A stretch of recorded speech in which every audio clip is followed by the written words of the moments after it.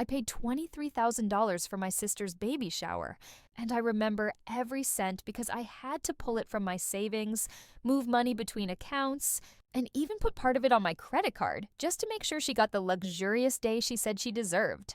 Picture it: a grand hall draped with white roses and chandeliers, a three-tier cake covered in sugar pearls, tables lined with silk linens, and waiters carrying trays of champagne like it was a wedding reception instead of a baby shower.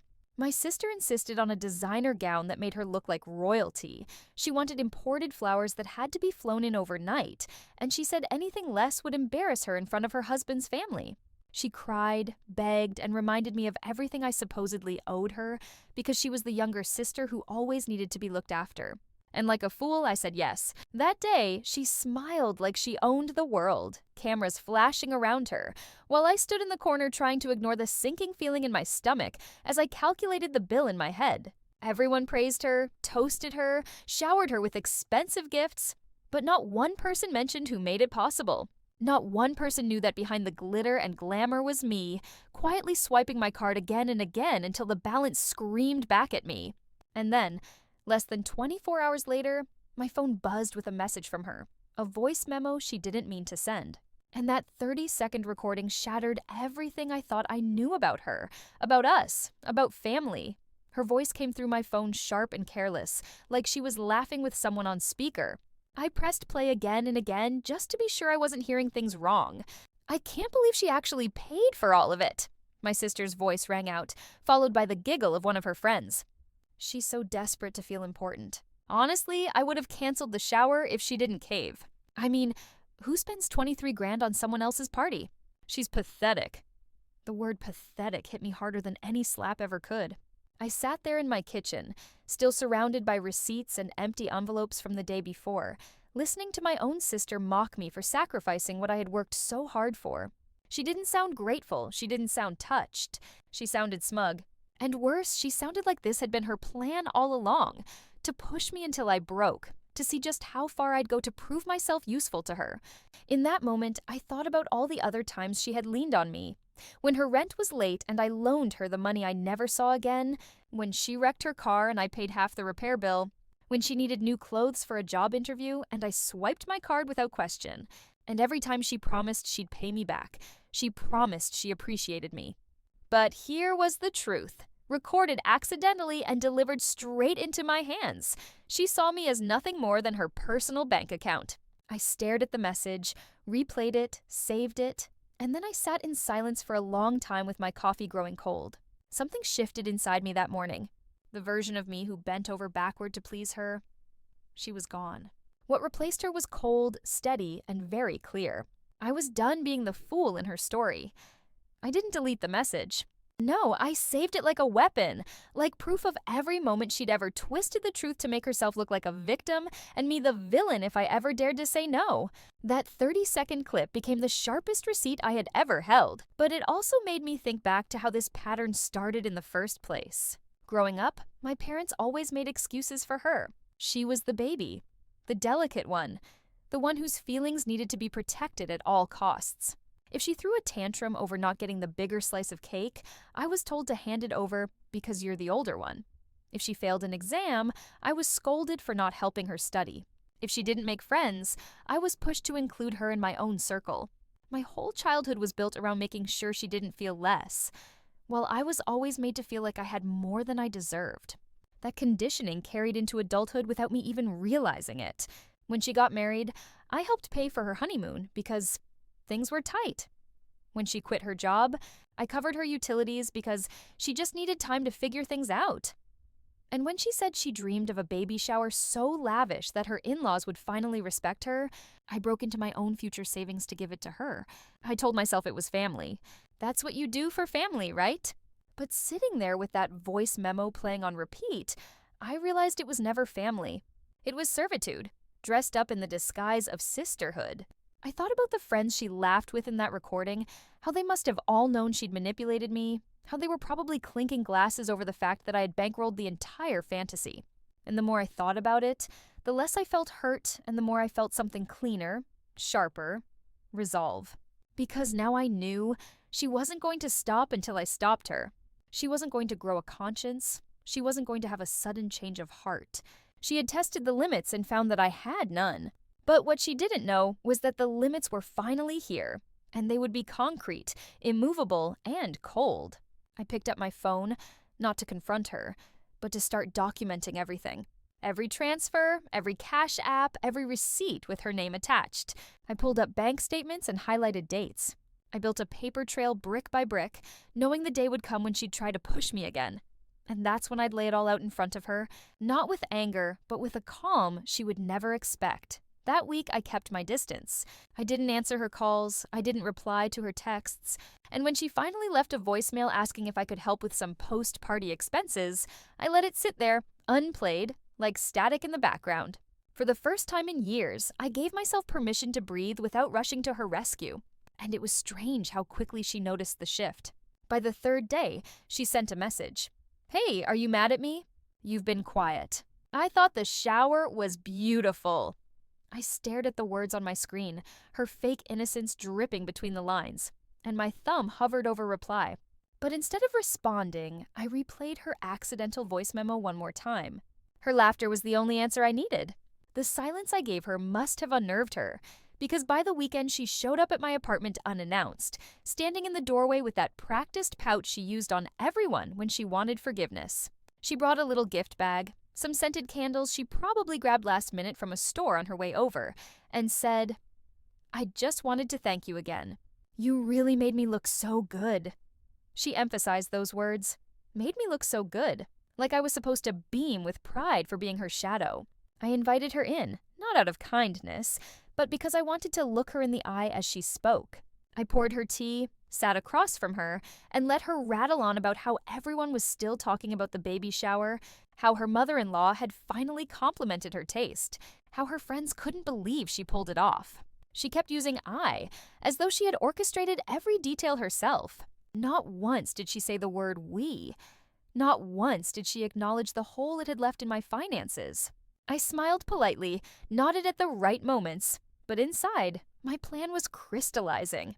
She thought my silence was weakness. She thought the lack of confrontation meant I had swallowed the insult, buried the recording, and gone back to my usual role. But she didn't know I was cataloging her every word, every little brag, every slip of truth that showed how much she valued appearances over relationships. Because when the time came, I wasn't going to just say no to her. I was going to take away the very stage she loved to perform on. The turning point came a week later when she called me, her voice bright and chirpy like nothing had happened, and asked if I could help out with the nursery. She wanted designer furniture, she said, pieces that would impress her husband's family when they came over to see the baby. "It's only about $12,000, she chirped, as though $12,000 were loose change you could scoop out of a drawer. "You've always been so good with money, and besides, you know I'll pay you back once things settle down." I didn't answer right away. I let the silence stretch until she laughed nervously and added, "Come on, it's not that big of a deal. You already did the shower. What's a little more?" That was the exact moment I realized she had no limits. None. She had absorbed everything I'd done and twisted it into an expectation, a baseline of what she thought I owed her.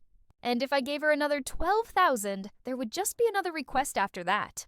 A stroller that cost more than a used car, a nanny's salary, a down payment for a bigger house because the baby needs space.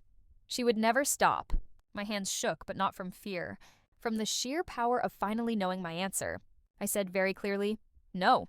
Just one syllable, but it shifted the entire ground beneath us. She froze.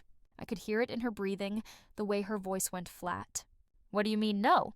I repeated myself, calm, cold, unshakable. "No, I'm not paying for anything else." There was a long pause, and then came the explosion. Accusations, guilt trips, the familiar script about how I was selfish, how family means sacrifice, how I didn't understand what she was going through. She even cried, those fake choked sobs I'd seen 1,000 times before.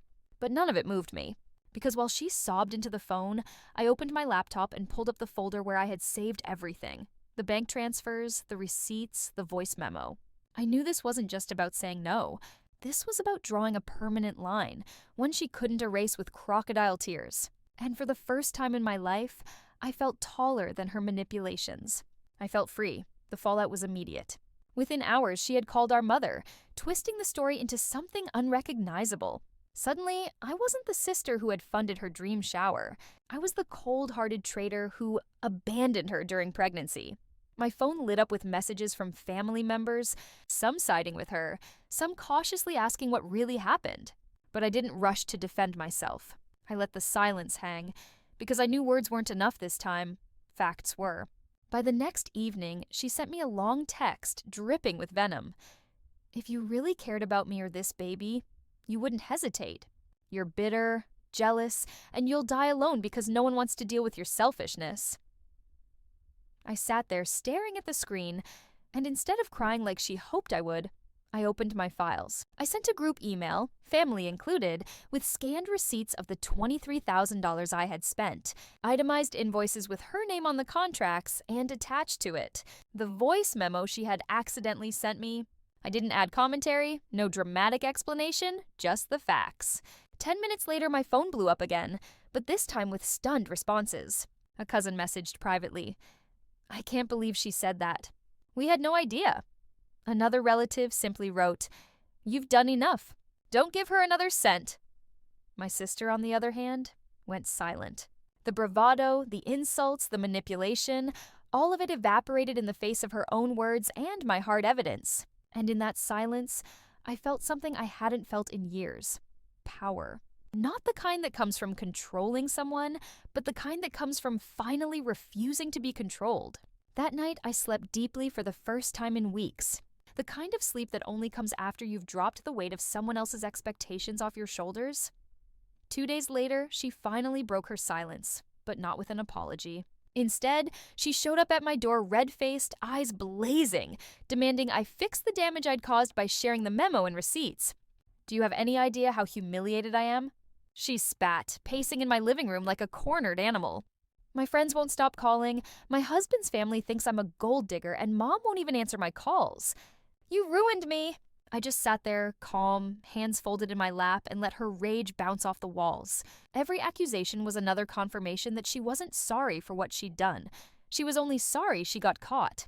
When she finally stopped, panting, waiting for me to cave like I always did, I said evenly, "No, I didn't ruin you. You did that to yourself." The silence that followed was heavy, electric, like the air right before a storm. She stared at me as though I had struck her. Then came the pleading, the bargaining, the sudden switch to a trembling voice. "Please, I'm stressed, the pregnancy hormones, I didn't mean it. You know I love you, just help me through this one last time." But I didn't move. I didn't soften. I simply repeated, "No." For the first time in her life, she realized there was nothing left to manipulate. She left in a flurry of slammed doors and muttered curses. But I stayed behind, calm, grounded, certain. Because I knew this wasn't the end. It was the beginning of a new chapter, where she would finally learn that my generosity was not endless, and that respect, real respect, would never be bought with my money again. After that confrontation, the phone calls slowed, but the whispers didn't. Friends of hers began unfollowing me on social media, clearly fed the story that I was a bitter, jealous sister who couldn't stand to see her shine. A few even posted vague quotes about toxic family members and haters who can't be happy for you. I recognized the fingerprints of her manipulation all over it, but instead of fighting fire with fire, I stayed quiet. Because silence, I realized, was louder than any defense. Behind the scenes, though, I was anything but passive. I started closing every financial door she had ever used to reach me. I called the bank and removed her as an authorized user on my credit card, something I had foolishly set up years ago, in case of emergencies. I changed the passwords to accounts she knew about, cut off auto transfers I had forgotten were still running, and made sure not a single cent could slip through my fingers into hers. For the first time in my adult life, my money was mine alone. And that security felt like armor. Days turned into weeks, and though she tried once or twice to guilt-trip me with texts like, "I thought sisters were supposed to be there for each other," or "Wait until the baby is here. You'll regret treating me this way," I never flinched. I saved every message. I built my case, not because I wanted to destroy her, but because I wanted permanent proof, evidence that her pattern was not my imagination, not a fluke, but a deliberate cycle. And as I looked around my quiet apartment, the stack of documents neatly organized on my desk, I realized I no longer felt like the pathetic sister she laughed about in that voice memo. I was the one holding the receipts, literally and figuratively. She'd underestimated me, and that was her first real mistake. Her second mistake came when she tried to drag me back in through guilt by proxy. One afternoon, my mother called, her voice tight and rehearsed, saying, "She's under so much stress with the baby coming. Can't you just forgive her? Family is family." I almost laughed, because I could hear my sister feeding her lines in the background. I cut her off gently but firmly. "Mom, I've already given more than anyone ever should. If she needs help, she can turn to her husband, not me." There was a pause, then a sigh, then the line went dead. That moment was liberating, not because I'd shut my mother down, but because I had finally refused to let someone else's script control me. From then on, the stories she spun about me started to unravel. Relatives who had seen the voice memo and receipts no longer bought her version. Friends she had bragged to about the shower were now questioning how much of her perfect life was actually funded by me. Even her husband, who had once been indifferent, began pulling away from her lies when he realized the bills she claimed he'd paid had actually been mine. Slowly, the spotlight she loved so much dimmed. She tried one last dramatic stunt, posting online about how abandoned she felt by her own blood. But instead of sympathy, she was met with silence. And in some corners, sharp comments reminding her of the luxury party she hadn't paid for. I watched it unfold quietly, no need to add a word, because the truth was doing the work for me, echoing louder than any confrontation ever could. And sitting there, sipping my coffee in peace, I knew this was only the start of her unraveling. By the time the baby arrived, she was cornered. Her husband's family kept their distance. My mother had grown weary of being caught in the middle. And even her closest friends stopped volunteering their wallets once they realized she couldn't keep her stories straight. She reached out to me again, this time with a softer tone, sending pictures of the newborn and adding little captions like, "Your niece needs you," or "Don't you want to be part of her life?" It was manipulative, yes, but also desperate. And I saw it clearly. She wasn't asking me to be an aunt, she was asking me to be a provider again. That distinction made all the difference. I congratulated her politely, but kept my boundaries firm. No visits, no gifts, no checks tucked into envelopes like I'd done in the past. When she realized I wouldn't bite, the messages turned colder. "Fine, don't expect to be part of our lives then." And for the first time, that threat didn't scare me. Because what kind of life was it, being chained to someone else's endless demands? I had already been living half dead under her shadow, and now I was finally free. Word of her behavior spread further. Stories of unpaid debts, favors she never returned, small lies that grew into big ones. People stopped seeing her as a dazzling new mother and started seeing her as what she really was: entitled, manipulative, and careless with the people who had carried her for too long. Meanwhile, I flourished quietly. I focused on rebuilding my savings, on saying yes only to things that brought me peace, on spending time with people who gave without keeping score. And though she didn't realize it yet, my sister had taught me the most valuable lesson of my life. Sometimes the strongest act of love for yourself is cutting family out. Months passed, and the silence between us became permanent. She tried once more to stir sympathy by telling anyone who would listen that I had abandoned her child. But the words fell flat because everyone already knew the truth. That voice memo, those receipts, they had become legend in our family circle. Undeniable proof of how far she'd pushed me. Her reputation crumbled little by little, not because I fought her, but because people finally saw her without the mask I had helped hold in place for years. The woman who once strutted through her baby shower like royalty now avoided gatherings altogether, embarrassed by the whispers that followed her into every room. And me? I felt lighter with every week that passed. My bank account healed, my spirit steadied, and I discovered what life looked like without constantly bracing for her next demand. For the first time, I planned trips for myself, treated myself to dinners I used to feel guilty about, even joined a class just for fun. It was strange and beautiful, realizing that my energy belonged to me and no one else. Occasionally, I'd scroll back to that voice memo, not to hurt myself, but to remind myself why the boundary had to stay firm. It wasn't just about the money, it was about the respect that had been missing all along. And every time I heard her laughter mocking me, I smiled, because it no longer broke me. It fueled me. My sister had thought she could use me forever, but in trying to humiliate me, She handed me the greatest gift, the courage to finally walk away. The real shift came when I understood that revenge didn't always look like screaming matches or grand gestures. It looked like silence, distance, and a refusal to be used. I watched from afar as she tried to patch together the life she had built on borrowed money and borrowed respect, both of which had finally run out. Her husband, who once stayed in the background, began to show the cracks of frustration. He questioned her spending, her stories, her constant claims that my sister will help. When he discovered that her version of events didn't match reality, that the shower, the bills, even some of their early furniture hadn't been her triumph, but mine, his patience wore thin. Friends who once orbited her for the parties and free drinks faded away when the invitations stopped, and the truth about who had really been footing the bills surfaced. She began to look smaller, less dazzling, stripped of the illusions she had worn so proudly. Meanwhile, I thrived in my own quiet way. I poured my time into work, into saving for the future she had nearly stolen from me, into relationships that gave me something back instead of draining me dry. And the difference showed.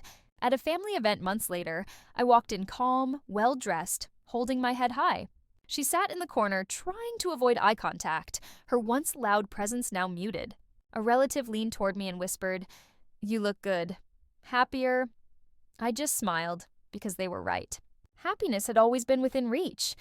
I just couldn't see it with her shadow blocking the light. That day, she tried one last time to reel me in, cornering me in the kitchen and murmuring, "I know things got ugly, but maybe we can start over." For the baby's sake, I looked at her, really looked at her, and saw the same manipulative glint in her eyes she had used all my life. And I realized there was no starting over, not when the foundation had always been built on lies and entitlement. I set my glass down, squared my shoulders, and told her in the calmest voice I could manage, "I'm not your bank, I'm not your safety net, and I'm not your victim anymore." She flinched like I'd slapped her, but I didn't stay to soften the blow. I walked out, leaving her in that kitchen, leaving her with the silence she feared most, the silence of someone who no longer cared to play her game. And in that moment, I knew the revenge was complete, not in destroying her, but in reclaiming myself so fully that she could never touch me again. In the months that followed, I felt a peace I had never known. There were no late-night calls demanding money, no guilt-soaked texts reminding me of what I supposedly owed, no panicked transfers to fix problems she had created. For the first time, my paycheck stayed mine. I could buy groceries without checking if she needed a loan. I could treat myself to small luxuries without feeling like I was stealing from her future. My life became my own again, and the freedom was intoxicating. My sister, meanwhile, had to face the reality she had always avoided, a life lived within her means. She had no one left to sponge off, no stage built with my money to stand on, no safety net waiting to catch her every fall. And though she tried to paint herself as a victim, the truth had spread too far for anyone to believe her. She became a cautionary tale whispered about at family dinners, a reminder of what happens when entitlement collides with accountability. Sometimes I'd hear updates, arguments with her husband, strained finances, the loss of friends who no longer answered her calls. And while a part of me pitied her, a larger part knew this was the consequence she had earned. My revenge hadn't been loud, but it had been lasting. It wasn't about ruining her. It was about removing myself, letting the vacuum of my absence show her what she had truly lost. And the irony? The very thing she mocked me for in that voice memo, being pathetic enough to pay for her life, was the thing that ultimately freed me. Because once I chose myself, she had nothing left to stand on. Today, I live quietly, happily, far from her chaos. I don't replay that voice memo anymore. I don't need to. The lesson is burned into me. Family doesn't mean sacrifice without respect. Love doesn't mean servitude. And blood doesn't give anyone the right to bleed you dry.